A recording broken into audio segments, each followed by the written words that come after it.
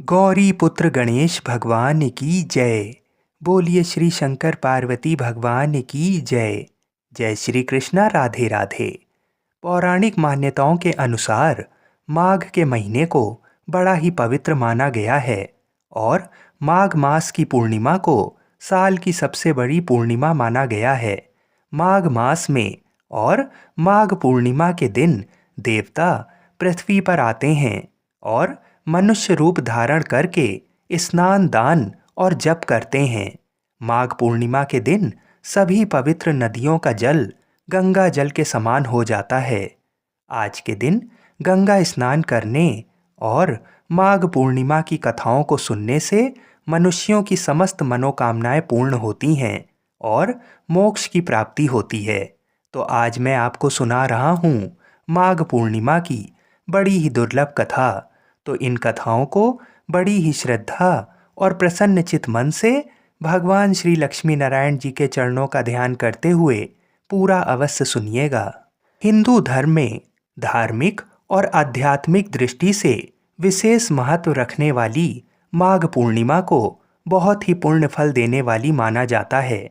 इस दिन स्नान दान का जितना महत्व है उतना ही महत्व श्री लक्ष्मी नारायण जी की पूजा करने और कथा सुनने का भी है।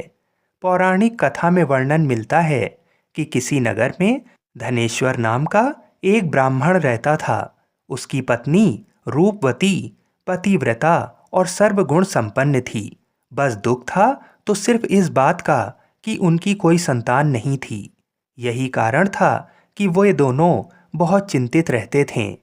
एक बार उस नगर में एक महात्मा आए। वो नगर के सभी लोगों से दान लेते थे, लेकिन धनेश्वर की पत्नी जब भी उन्हें दान देने जाती तो वे उसे लेने से मना कर देते थे। एक दिन धनेश्वर ने उन महात्मा के पास जाकर पूछा, हे महात्मन, आप नगर के सभी लोगों से दान लेते हैं, लेकिन मेरी पत्नी के हाथ का दान क्यों नहीं स्वीकार करते हैं? हमसे अगर कोई भूल हुई हो तो हम ब्राह्मण दंपति आपसे क्षमा याचना करते हैं। महात्मा बोले, नहीं विप्र, तुम तो बहुत ही विनम्र और हमेशा आदर सत्कार करने वाले ब्राह्मण हो। तुमसे भूल तो कदापि नहीं हो सकती। महात्मा की बात सुनकर धनेश्वर हाथ जोड़कर बोला, हे मुनिवर, फिर आखिर क्या कारण है? कृपा हमें उससे अवगत कराएं। इस पर महात्मा बोले, हे विप्र, तुम्हारे कोई संतान नहीं है और जो दंपति निसंतान हो उसके हाथ से भिक्षा लेना अधम या पापी के हाथ से भिक्षा ग्रहण करने के समान है। तुम्हारे द्वारा दिया गया दान लेने के कारण मेरा पतन हो जाएगा। बस यही कारण है कि मैं तुम दंपति से दान स्वीकार नहीं करता। महात्मा के ये वचन सुनकर धनेश्वर उनके चरणों में गिर पड़ा और विनती करते हुए बोला, हे महात्मन, संतान ना होना ही तो हम पति पत्नी के जीवन की सबसे बड़ी निराशा है। यदि संतान प्राप्ति का कोई उपाय हो तो बताने की कृपा करें। ब्राह्मण का दुख देखकर महात्मा बोले, हे विप्र, तुम्हारे इस कष्ट का एक निवारण अवश्य है। तुम 16 दिनों तक श्रद्धापूर्वक काली माता की पूजा करो। माँ प्रसन्न होंगी तो उनकी कृपा से अवश्य तुम्हें पुत्र रत्न की प्राप्ति होगी। इतना सुनकर धनेश्वर बहुत खुश हुआ। उसने कृतज्ञतापूर्वक महात्मा का आभार प्रकट किया और घर आकर पत्नी को सारी बात बताई। पति पत्नी को महात्मा के द्वारा बताए गए उपाय से आशा की एक किरण दिखाई दी और धनेश्वर माँ काली की उपासना के लिए वन चला गया। ब्राह्मण ने पूरे 16 दिनों तक काली माता की पूजा की और उपवास रखा। उसकी भक्ति देखकर और विनती सुनकर माँ ब्राह्मण के सपने में आई और बोली, हे धनेश्वर, तू निराश मत हो। मैं तुझे संतान के रूप में पुत्र रत्न की प्राप्ति का वरदान देती हूँ, लेकिन 16 साल की अल्प आयु में ही तेरे पुत्र की मृत्यु हो जाएगी। काली माता ने कहा, यदि तुम पति पत्नी विधि पूर्वक 32 पूर्णमासी का व्रत करोगे तो तुम्हारी संतान दीर्घायु हो जाएगी। प्रातःकाल जब तुम उठोगे तो तुम्हें यहाँ आम का एक वृक्ष दिखाई देगा। उस पेड़ से एक फल तोड़ना और ले जाकर अपनी पत्नी को खिला देना। शिव जी की कृपा से तुम्हारी पत्नी गर्भवती हो जाएगी। इतना कहकर माता अंतर्ध्यान हो गईं। प्रातःकाल जब धनेश्वर उठा तो उसे आम का वृक्ष दिखाई दिया, जिस पर बहुत ही सुंदर फल लगे थे। वो काली माँ के कहे के अनुसार फल तोड़ने के लिए वृक्ष पर चढ़ने लगा। उसने कई बार प्रयास किया, लेकिन फिर भी फल तोड़ने में असफल रहा। तभी उसने विघ्नहर्ता गणेश भगवान का सुमिरन किया और गणपति की कृपा से इस बार वो वृक्ष पर चढ़कर फल तोड़ लाया।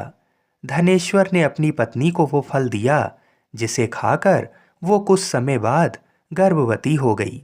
दंपति काली माँ के निर्देश के अनुसार हर पूर्णिमा पर दीप जलाते रहें। कुछ दिन बाद भगवान शिव की कृपा हुई और ब्राह्मण की पत्नी ने एक सुंदर बेटे को जन्म दिया, जिसका नाम उन्होंने देवीदास रखा। जब पुत्र 16 वर्ष का होने को हुआ तो माता पिता को चिंता होने लगी कि इस वर्ष उसकी मृत्यु निश्चित है। दंपति ने देवीदास के मामा को बुलाया और कहा, तुम देवीदास को विद्या अध्ययन के लिए काशी ले जाओ और 1 वर्ष बाद वापस आना। दंपति पूरी आस्था के साथ पूर्णमासी का व्रत कर पुत्र के दीर्घायु होने की कामना करते रहें। इधर काशी प्रस्थान के बाद मामा भांजे एक गांव से गुजर रहे थे। वहां एक कन्या का विवाह हो रहा था, परंतु विवाह होने से पूर्व ही उसका वर अंधा हो गया। तभी वर के पिता ने देवीदास को देखा और मामा से कहा, तुम अपना भांजा कुछ समय के लिए हमें दे दो, विवाह संपन्न हो जाए उसके बाद ले जाना। ये सुनकर मामा ने कहा, यदि मेरा भांजा ये विवाह करेगा तो कन्यादान में मिले धन आदि पर हमारा अधिकार होगा। वर के पिता ने मामा की बात स्वीकार कर ली और देवीदास के साथ कन्या का विवाह संपन्न हो गया। इसके पश्चात देवीदास पत्नी के साथ भोजन करने बैठा, लेकिन उसने उस थाल को हाथ नहीं लगाया। ये देखकर पत्नी बोली, स्वामी आप भोजन क्यों नहीं कर रहे हैं? आपके चेहरे पर ये उदासी कैसी? तब देवीदास ने सारी बात बताई। ये सुनकर कन्या बोली, स्वामी मैंने अग्नि को साक्षी मानकर आपके 7 फेरे लिए हैं। अब मैं आपके अलावा किसी और को अपना पति स्वीकार नहीं करूंगी। पत्नी की बात सुनकर देवीदास ने कहा, ऐसा मत कहो, मैं अल्पायु हूँ। कुछ ही दिन में 16 वर्ष की आयु होते ही मेरी मृत्यु निश्चित है। लेकिन पत्नी ने कहा, जो भी उसके भाग में लिखा होगा वो उसे स्वीकार है। देवीदास के बहुत कहने पर भी जब वो नहीं मानी तो देवीदास ने उसे एक अंगूठी दी और कहा, मैं विद्या अध्ययन के लिए काशी जा रहा हूँ, लेकिन तुम मेरे जीवन मरण के बारे में जानने के लिए एक पुष्प वाटिका तैयार करो। उसमें भांति भांति के पुष्प लगाओ और उन्हें जल से सींचती रहो। यदि वाटिका हरी भरी रहे, पुष्प खिले रहें, तो समझना कि मैं जीवित हूँ, और जब ये वाटिका सूख जाए तो मान लेना कि मेरी मृत्यु हो चुकी है। इतना कहकर देवीदास काशी चला गया। प्रातःकाल जब कन्या ने दूसरे वर को देखा तो बोली, ये मेरा पति नहीं है, मेरा पति काशी पढ़ने गया है। यदि इसके साथ मेरा विवाह हुआ है तो बताएं कि रात्रि में मेरे और इसके बीच क्या बातें हुई थीं और इसने मुझे क्या दिया था। ये सुनकर वर बोला, मुझे कुछ नहीं पता, और पिता पुत्र लज्जित होकर चले गए। उधर एक दिन प्रातःकाल एक सर्प देवीदास को डसने के लिए आया, लेकिन उसके माता पिता द्वारा किए जाने वाले पूर्णिमा व्रत के प्रभाव के कारण वो उसे डस नहीं पाया। तत्पश्चात काल स्वयं वहां आए और उसके शरीर से प्राण निकालने लगे। देवीदास मूर्छित होकर गिर पड़ा। तभी वहां माता पार्वती और शिव जी आए। देवीदास को मूर्छित देखकर देवी पार्वती बोली, हे स्वामी, देवीदास की माता ने 32 पूर्णिमा का व्रत रखा था, उसके फलस्वरूप कृपा आप इसे जीवन दान दें। माता पार्वती की बात सुनकर भगवान शिव ने देवीदास को पुनः जीवित कर दिया। इधर देवीदास की पत्नी ने देखा कि पुष्प वाटिका में एक भी पुष्प नहीं रहा। वो जान गई कि उसके पति की मृत्यु हो चुकी है और रोने लगी। तभी उसने देखा कि वाटिका पुनः हरी भरी हो गई है। ये देखकर वो बहुत प्रसन्न हुई। उसे पता चल गया कि देवीदास को प्राणदान मिल चुका है। जैसे ही देवीदास 16 वर्ष का हुआ, मामा भांजा काशी से वापस चल पड़े। रास्ते में जब वो कन्या के घर गए तो उसने देवीदास को पहचान लिया और अत्यंत प्रसन्न हुई। धनेश्वर और उसकी पत्नी भी पुत्र को जीवित पाकर हर्ष से भर गए। पौराणिक मान्यता है कि जो स्त्रियां श्रद्धापूर्वक पूर्णिमा का व्रत रखती हैं और कथा सुनती हैं, उन्हें संतान का सुख मिलता है, संकट से मुक्ति मिलती है और समस्त मनोकामनाएं पूरी होती हैं। बोलिए श्री शंकर पार्वती भगवान की जय। बोलिए श्री लक्ष्मी नारायण भगवान की जय। बोलिए गणेश जी महाराज की जय। आइए अब मनोकामनाओं की पूर्ति करने वाली भगवान शिव और माता पार्वती की अन्य कथाओं को सुनते हैं। तो आज मैं आपको सुना रहा हूँ भगवान शिव और माता पार्वती की बड़ी ही दुर्लभ कथा। तो इस कथा को बड़ी श्रद्धा और प्रसन्न चित मन से सुनिएगा। एक बार की बात है, जब श्री राधा जी पृथ्वी लोक पर चलने लगीं तो गोलोक के श्री राधा जी के लीला पक्षी श्री शुकदेव जी ने भी साथ चलने को कहा। तो वहीं राधा जी की आज्ञा से भगवान की अमर कथा रूपी भागवत कथा के प्रचार करने के लिए गोलोक के लीला पक्षी श्री सुखदेव जी एक सुग्गी के गर्भ के अंडे के रूप में प्रकट होकर अमरनाथ में प्रकट हुए थे। वह अंडा हवा के झकोरों के कारण फूट गया था तथा अमरनाथ में फूटा हुआ पड़ा था। इधर एक बार श्री नारद जी घूमते घूमते कैलाश पर्वत पर पहुँचे तो श्री पार्वती जी ने नारद को सत्कार करने के बाद पूछा कि नारद जी, आप कहाँ से आ रहे हैं? तो नारद जी ने कहा कि मैं हर जगह घूमते हुए आ रहा हूँ, परंतु अब घूमना कम कर दिया है क्योंकि लोगों पर विश्वास नहीं है। इसका कारण लोगों में प्रेम एक दूसरे के प्रति नहीं है, केवल दिखावे का प्रेम है, वस्तुतः नहीं है। तब पार्वती जी ने कहा, हे नारद जी, लेकिन हमारे पति भूत भावन शंकर जी में तो बहुत प्रेम है, यानी श्री शंकर जी हमसे बहुत प्रेम करते हैं। तब श्री नारद जी ने कहा कि हे पार्वती जी, जब आपके पति देव श्री शंकर जी आपसे प्रेम करते हैं तो ये जरूर बतलाए होंगे कि श्री शंकर जी जो अपने गले में माला पहनते हैं वह कैसी और किसकी माला है। तब पार्वती ने कहा, हे नारद जी, ये माला पहनने का रहस्य तो वे अभी तक नहीं बतलाए हैं। तब नारद जी ने कहा कि फिर आपके पति आपसे झूठा या दिखावे का प्रेम करते हैं, वस्तुतः प्रेम नहीं करते हैं। इतना कहकर श्री नारद जी वहां से चल दिए। इधर वहीं एक बार पार्वती जी ने भोलेनाथ से अनुरोध किया कि कृपा ये बताइए कि आपके गले में किसकी माला है तथा ये वर दें कि हे स्वामी, मुझे आपसे वियोग नहीं हो और हमेशा आत्मज्ञान बना रहे, इसका कोई उपाय बताएं। आगे श्री शंकर जी ने कहा कि इस आत्मज्ञान को मैं समय से बतलाऊंगा, परंतु श्री नारद जी द्वारा जो भेद वचन है उन भेद वचनों के समाधान को करते हुए श्री शंकर जी ने कहा कि हे पार्वती, ये हमारे गले में जो मुंडों की माला है वह मुंड माला तुम्हारे ही मुंडों की है, जिनको मैंने तुम्हारे बार बार मरने पर तुम्हारी यादगारी में माला के रूप में धारण किया है, क्योंकि मैं तुमसे अति प्रेम करता हूँ। तब पार्वती जी ने कहा कि मैं बार बार मर जाती हूँ और आपकी मृत्यु नहीं होती, इसका कारण क्या है? तब श्री शंकर जी ने कहा कि हे पार्वती, मैंने अमर कथा सुना है जिससे मैं अमर हूँ। ये घटना सुनकर श्री पार्वती जी ने अमर कथा सुनने के लिए श्री शंकर जी से प्रार्थना की। तब शंकर जी ने कहा, हे पार्वती, इस समय मैं तुम में अमर कथा सुनने का पूर्ण लक्षण नहीं देख रहा हूँ, फिर भी तुम्हारे आग्रह करने के कारण मैं अवश्य कथा सुनाऊंगा, यानी आज आपको अति गोपनीय कथा सुना रहा हूँ, जिसको सुनकर तुम भी अमर हो सकती हो। इसलिए आप जरा बाहर देख कर आइए कि कहीं कोई और तो नहीं है।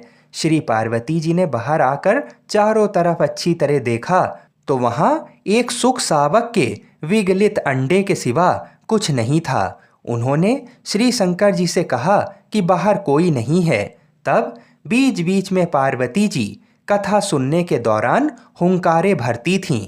दसम स्कंद की समाप्ति पर वे निद्राग्रस्त हो गईं, यानी पार्वती माता को नींद आ गई। एवं 12वें स्कंद की समाप्ति पर पार्वती जी ने शंकर जी से कहा कि हे प्रभु, क्षमा करेंगे, मुझे दसम स्कंद के बाद नींद आ गई थी, मैं आगे की कथा नहीं सुन सकी हूँ।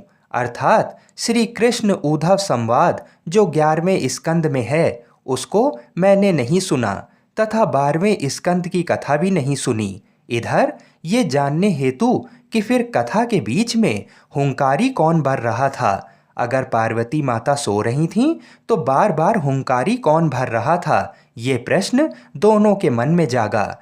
ये जानने के लिए शिवजी बाहर निकले। उन्होंने एक सुंदर सुख सावक को देखा, यानी एक तोते के बच्चे को देखा। श्री शंकर जी ने पार्वती जी से पूछा, आखिर ये सुख सावक कहाँ से आ गया।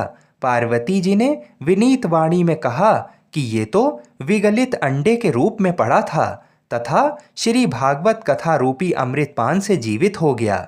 इस प्रकार अमर कथा की गोपनीयता भंग होने से शंकर जी सुख सावक को पकड़ने के लिए झपटे। सुख सावक उड़ गया और उड़ते उड़ते भय से श्री बद्रिक आश्रम के निकट स्थित व्यास आश्रम पर श्री व्यास जी की पत्नी पिंगला के मुख में प्रवेश कर गया। फिर शंकर जी ने श्री व्यास जी द्वारा सांत्वना प्राप्त कर वापस अपने आश्रम पर लौट गए। इधर श्री सुखदेव जी 16 वर्षों तक पिंगला के गर्भ में रहे। अंतोतगत्वा श्री व्यास जी के अनुरोध करने पर सुखदेव जी ने अपना भय बताना प्रारंभ किया। उन्होंने गर्भ के भीतर से कहा कि उन्हें बाहर आने पर माया से ग्रसित होने का भय है। यदि भगवान श्री कृष्ण द्वारा माया से ग्रसित नहीं होने का आश्वासन मिले तब वे बाहर आएंगे। व्यास जी के अनुरोध से भगवान श्री कृष्ण जी ने सुखदेव जी को माया से ग्रसित नहीं होने का आश्वासन दिया। तब सुखदेव जी गर्भ से बाहर आए और जन्म लेते ही जंगल में तपस्या करने चल पड़े तथा पुनः सुखदेव जी जो अपने पिता व्यास जी के बुलाने पर भी नहीं आए, लेकिन व्यास जी के ब्रह्मचारी शिष्य द्वारा गाए जाते हुए श्री भागवत जी के मंत्रों से अपनी समाधि को तोड़ दिया। इस श्लोक को पूरा पूरा सुनकर श्री सुखदेव जी ने समाधि तोड़ दी तथा श्लोक को सुनकर उन श्री व्यास जी के शिष्यों के पीछे पीछे चल दिए। इस घटना का मुख्य कारण भागवत कथा ही है। आइए अब मनोकामनाओं को पूरी करने वाली दूसरी कथा को सुनते हैं। सौराष्ट्र में एक समय भद्रश्रवा नाम के राजा थे। वे बड़े पराक्रमी राजा थे। 4 वेद, 6 शास्त्र, 18 पुराणों का उन्हें ज्ञान था। उनकी रानी का नाम सूरज चंद्रिका था। रानी दिखने में सुंदर और सुलक्षणा थीं तथा पतिव्रता भी थीं। उन दोनों को 7 पुत्र तथा उसके बाद एक कन्या का वरदान मिला था। कन्या का नाम श्यामबाला था। एक बार महालक्ष्मी जी के मन में आया कि जाकर उस राजा के राजप्रसाद में रहें। इससे राजा को दुगनी धन दौलत की प्राप्ति होगी और वह इस धन दौलत से अपनी प्रजा को और सुख दे पाएगा। गरीब के घर अगर रहें और उसे धन दौलत प्राप्त हो तो वह स्वार्थी की तरह केवल अपने ऊपर ही खर्च करेगा। ये सोचकर श्री महालक्ष्मी जी ने बूढ़ी ब्राह्मण स्त्री का रूप धारण किया। हाथ में लाठी लिए लाठी के सहारे रानी के द्वार तक पहुंची। यद्यपि उन्होंने बूढ़ी औरत का रूप धारण किया था, पर उनके चेहरे पर देवी का तेज था। उन्हें देखते ही एक दासी सामने आई। उसने इनका नाम, धाम, काम, कर्म पूछ डाला। वृद्ध ब्राह्मण का रूप धारित माता लक्ष्मी ने कहा, बालिके, मेरा नाम कमला है। मेरे पति का नाम भुवनेश है। हम द्वारिका में रहते हैं। तुम्हारी रानी पिछले जन्म में एक वैश्य की पत्नी थी। वह वैश्य गरीब था। दारिद्र के कारण हर रोज घर में झगड़े होते थे तथा उसका पति रोज उसे मारता पीटता था। इन बातों से तंग आकर वह घर छोड़कर चली गई तथा वन जंगल में खाली पेट भटकने लगी। उसकी इस दुर्दशा पर मुझे बहुत दया आई। तब मैंने उसे सुख संपत्ति देने वाली श्री महालक्ष्मी की कथा सुनाई। मेरे कहने पर उसने श्री महालक्ष्मी का व्रत किया। श्री महालक्ष्मी प्रसन्न हुई, उसकी गरीबी दूर हो गई, उसका घर संसार दौलत संतति संपत्ति से भर गया। बाद में पति पत्नी दोनों परलोक सिधारे। लक्ष्मी जी का व्रत करने के कारण वे लक्ष्मी लोक में रहें। उन्होंने जितने साल महालक्ष्मी का व्रत किया उतने हजारों साल उन्हें सुख भोग मिला। इस जन्म में उसका जन्म राजघराने में हुआ है, परंतु वह श्री महालक्ष्मी का व्रत करना भूल गई है। उसे ये याद दिलाने के लिए मैं यहाँ आई हूँ। बुढ़िया की बातें सुनकर दासी ने उन्हें प्रणाम किया तथा श्री महालक्ष्मी का व्रत किस तरह किया जाए ये सभी बातें बुढ़िया रूप धारण किए श्री महालक्ष्मी माता ने दासी को बताईं। इसके बाद वह दासी माता को प्रणाम कर रानी को बताने अंदर चली गई। राज वैभव में रहते हुए रानी को अपने ऐश्वर्य का बहुत घमंड हुआ था। संपत्ति तथा अधिकार की वजह से वह उन्मत्त हो गई थी। दासी द्वारा बताई गई बुढ़िया की बातें सुनकर वह आग बबूला होकर राजद्वार पर आकर बुढ़िया रूपी श्री महालक्ष्मी पर बरस पड़ी। उसे ये मालूम नहीं था कि श्री महालक्ष्मी बुढ़िया का रूप धारण किए द्वार तक आई हैं, परंतु रानी का इस कदर रुख बर्ताव तथा अपना अनादर देखकर माता ने वहां ठहरना ठीक नहीं समझा। वे वहां से चल पड़ी। राह में उन्हें राजकुमारी श्यामबाला मिली। उन्होंने श्यामबाला को सारी बात बताई। श्यामबाला ने अपनी ओर से श्री महालक्ष्मी माता से क्षमा मांगी। माता को उस पर दया आ गई। उन्होंने श्यामबाला को श्री महालक्ष्मी व्रत के बारे में बताया। उस दिन मार्गशीर्ष माह का पहला गुरुवार था। श्यामबाला ने परम श्रद्धा से श्री महालक्ष्मी का व्रत रखा। फलस्वरूप राजा सिद्धेश्वर के सुपुत्र मालाधर से उसका विवाह हुआ। वह धन दौलत ऐश्वर्य वैभव से माला माल हो गई। पति के साथ ससुराल में आनंद से दिन बिताने लगी। इधर श्री महालक्ष्मी का रानी पर प्रकोप हुआ। फलस्वरूप राजा भद्रश्रवा का राज्य एवं राज कारोबार नष्ट हो गया। यहाँ तक कि खाने के लाले पड़ गए। ऐसी हालत में एक दिन रानी ने राजा से निवेदन किया कि हमारा दामाद इतना बड़ा राजा है, धनवान है, ऐश्वर्यशाली है, क्यों ना उसके पास जाएं, अपना हाल उसे बताएं, वह जरूर हमारी मदद करेगा। इस बात पर राजा भद्रश्रवा दामाद के पास रवाना हुए। राज्य में पहुंचकर एक तालाब के किनारे थोड़ी देर विश्राम लेने के लिए ठहरे। तालाब से पानी लेने आती जाती दासियों ने उन्हें देखा। उन्होंने विनम्रता से उनकी पूछताछ की। जब उन्हें ये मालूम हुआ कि वे रानी श्यामबाला के पिता हैं, तो दौड़ते हुए जाकर उन्होंने रानी को सारी बातें बताईं। रानी ने दासी के हाथ राज परिधान भेजकर बड़े ठाट से उनका स्वागत तथा आदर सत्कार किया, खान पान करवाया। जब वे लौटने लगे तो सोने की मोहरों से भरा घड़ा दिया। राजा भद्रश्रवा जब वापस लौटे तो उन्हें देखकर रानी सूरज चंद्रिका खुश हुई। उन्होंने सोने की मोहरों से भरे घड़े का मुंह खोला, पर हे भगवान, घड़े में धन के बदले कोयले मिले। ये सब श्री महालक्ष्मी के प्रकोप से हुआ। इस प्रकार दुर्दशा में और कई दिन बीत गए। इस बार रानी स्वयं अपनी कन्या के पास गई। वह दिन मार्गशीर्ष माह का अंतिम गुरुवार था।